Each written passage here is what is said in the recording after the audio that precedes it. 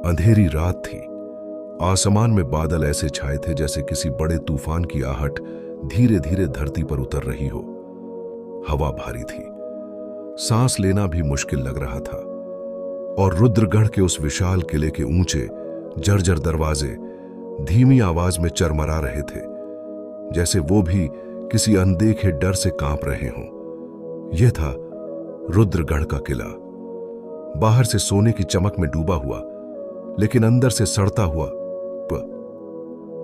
एक ऐसा महल जहां दीवारें भी राज छुपाती थीं, जहां हर गलियारे में कदमों की आहट नहीं बल्कि चीखों की गूंज बसती थी, जहां लोग रहते थे मगर जीते नहीं थे। और उस किले का मालिक था राजा विक्रम सिंह। उसका नाम ही काफी था। लोग उसका नाम सुनते ही अपनी नजरें झुका लेते थे। कोई उसकी आंखों में देखने की हिम्मत नहीं करता था, क्योंकि कहते थे जो उसकी आंखों में देखता है वो सिर्फ डर नहीं देखता, वो अपना अंत देखता है। महल में कोई नियम नहीं थे, कोई कानून नहीं था, बस एक ही चीज थी, राजा का आदेश। और उस आदेश का मतलब था या तो जीना या मर जाना। इसी किले में एक दिन एक लड़की लाई गई। नाम था गौरी। गरीब घर की बेटी, मासूम चेहरा।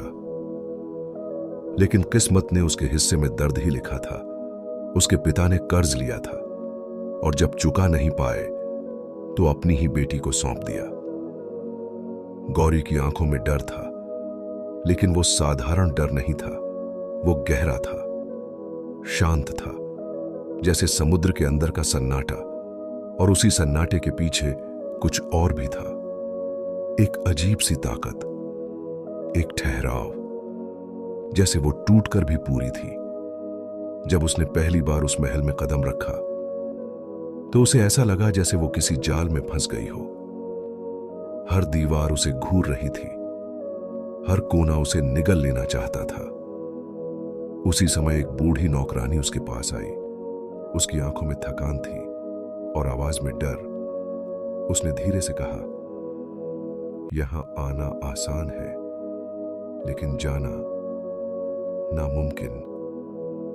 गौरी ने उसकी तरफ देखा कुछ पल के लिए, फिर बिना कुछ कहे सिर झुका लिया, लेकिन उसके भीतर कुछ हिल चुका था। रात गहराती गई और उसी रात महल के दरवाजे फिर खुले। राजा विक्रम सिंह लौट आया।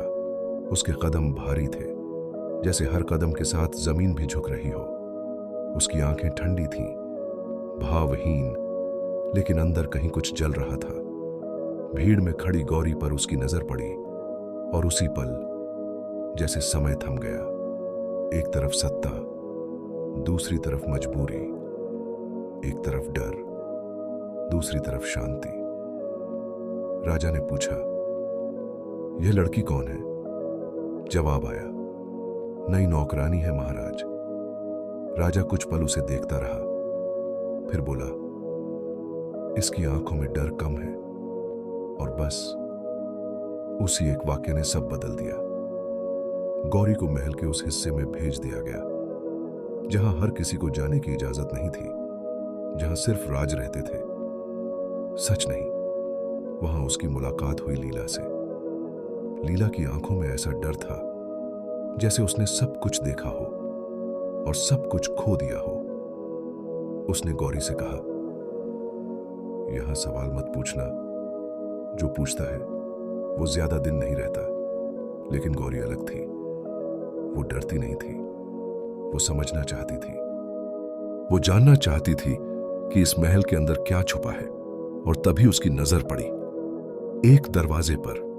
वो दरवाजा बाकी दरवाजों जैसा नहीं था, वो बंद था, जंजीरों से जकड़ा हुआ, जैसे उसके पीछे कुछ कैद हो, कुछ जिंदा, कुछ खतरनाक। उसकी उंगलियां अनजाने में उस दरवाजे की तरफ बढ़ीं, लेकिन तभी पीछे से आवाज आई, उसे मत छूना। वो राजा था। गौरी ने मुड़कर देखा। उसकी आंखों में डर नहीं था, बस सवाल था। राजा ने धीरे से कहा, तुम नहीं जानती उसके पीछे क्या है। गौरी ने जवाब दिया, फिर बताइए। राजा चुप हो गया। उस रात पहली बार उसने गौरी को अपने पास बुलाया। उनके बीच बातें हुई, लंबे समय तक सवाल जवाब और कुछ अनकहे सच। और पहली बार उस कठोर राजा की चुप्पी में दर्द दिखाई दिया, जैसे वो भी कैद था उसी महल में।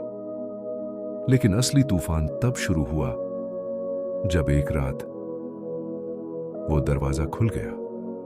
अंदर अंधेरा नहीं था, अंदर था अतीत। एक टूटा हुआ कमरा, धूल में डूबी यादें, एक फटी हुई साड़ी और एक पुराना आईना। और उसी आईने में एक औरत दिखाई दी, राजा की पत्नी, जिसे सबने मरा हुआ समझा था, लेकिन वो जिंदा थी। उसने धीरे से कहा, मुझे मारा नहीं गया था, मुझे छुपाया गया था। गौरी का दिल जोर से धड़कने लगा। सच धीरे धीरे सामने आने लगा। राजा की आंखें भर आईं।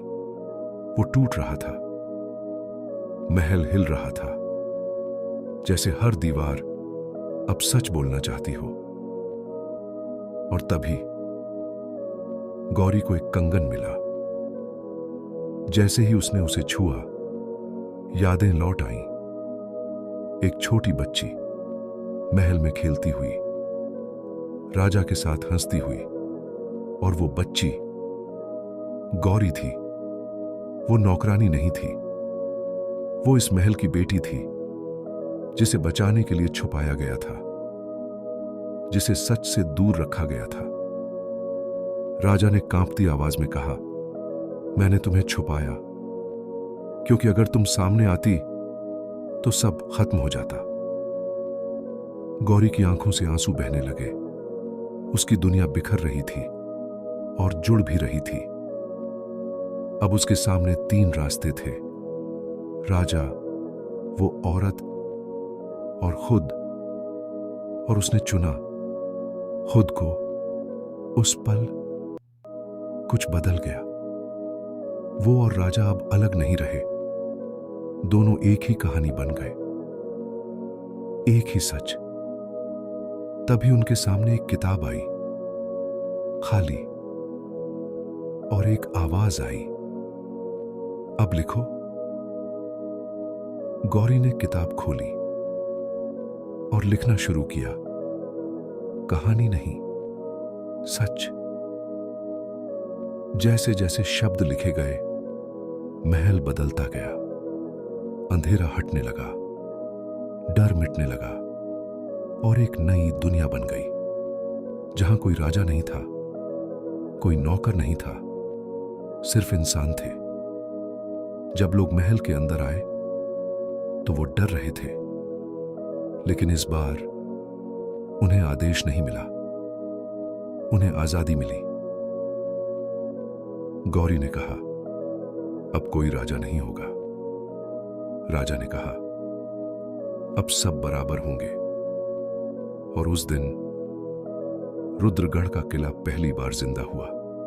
लोग बदल गए, महल बदल गया, और सबसे ज्यादा गौरी और विक्रम बदल गए। अतीत अब भी था, लेकिन वो बोझ नहीं रहा। वो एक सीख बन गया, एक कहानी जो अब सिर्फ सुनाई नहीं जाती, जी जाती है। और कहीं दूर एक किताब धीरे से बंद हुई, जिसके आखिरी पन्ने पर लिखा था, यह कहानी खत्म नहीं हुई।